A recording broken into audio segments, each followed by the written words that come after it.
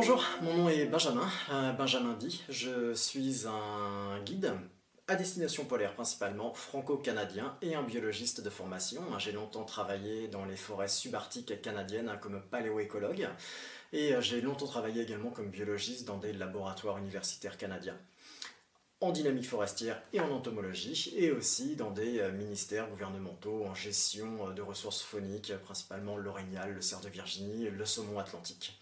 Au fur et à mesure des années, je me suis un petit peu éloigné de ma carrière de biologiste. J'ai commencé un petit peu en 2011-2012 où j'ai commencé à monter des expéditions personnelles dans l'Arctique canadien.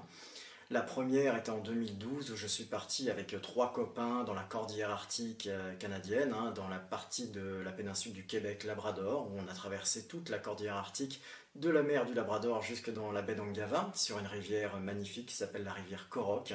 Donc on est parti un mois, on n'a pas vu d'être humain naturellement dans cette région du monde-là. On a vécu au milieu des ours, des caribous et des loups, sous les aurores boréales, à pêcher des ombles arctiques anadromes tous les soirs dans une rivière translucide du subarctique ou du bas arctique, plus précisément, du bas arctique canadien, dans les montagnes de Ghat. Et l'été d'après, je suis reparti 3 mois en kayak de mer sur la baie d'Hudson, encore une fois faire des images de loups, de caribous, de belugas, une zone très riche en belugas, en phoques, en oiseaux marins, et surtout ces paysages grandioses de la baie d'Hudson, avec ses cuestas hudsoniennes et ses falaises de 400 mètres de haut, qui tombent directement dans la baie d'Hudson. Donc au fur et à mesure du temps, je dirais que le besoin de m'immerger dans ces milieux naturels nordiques principalement, avec ce caractère sauvage extrêmement fort, eh bien, est venu me chercher et je suis devenu guide dès 2014 sur les côtes de la Colombie-Britannique, sur des voiliers, donc dans les forêts pluviales tempérées de la Colombie-Britannique, donc sur le côté pacifique de l'Amérique du Nord, et puis dans le golfe d'Alaska, et rapidement je suis arrivé au Svalbard avec grands espaces, dans le nord-est du Groenland et sur l'archipel François-Joseph. Cela dit, je guide également dans l'Arctique russe, dans l'Arctique canadien, en Alaska et dans le détroit de Bering, donc dans l'extrême-orient russe.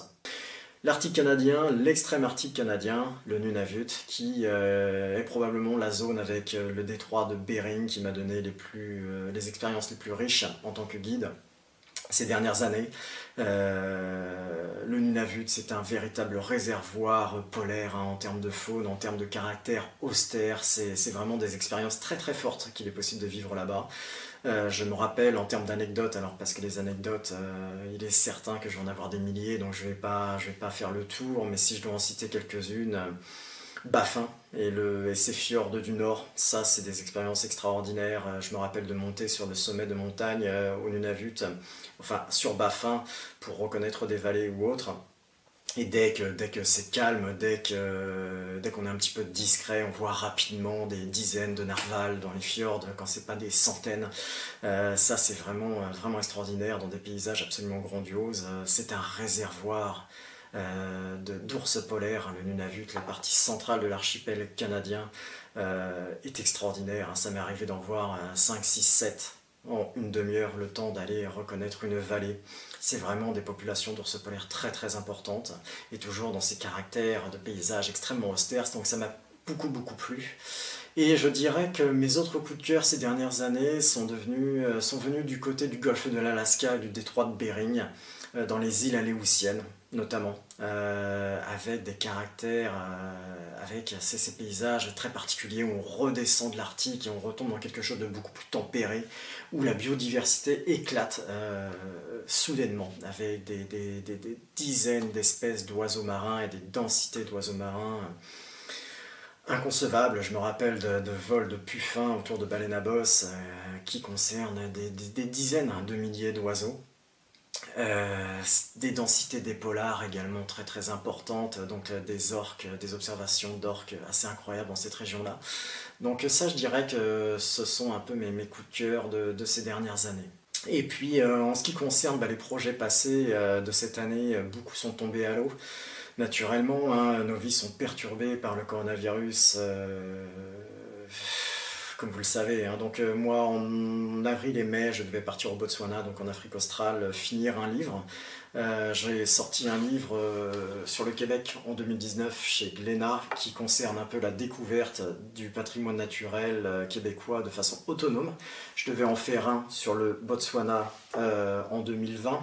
J'ai beaucoup voyagé là-bas en autonomie avec des 4x4. Et je devais repartir là 2 mois donc dans le Kalahari Sud, donc le Koualagadi, et puis le delta de l'Okavango et la rivière Linyanti dans le nord du pays.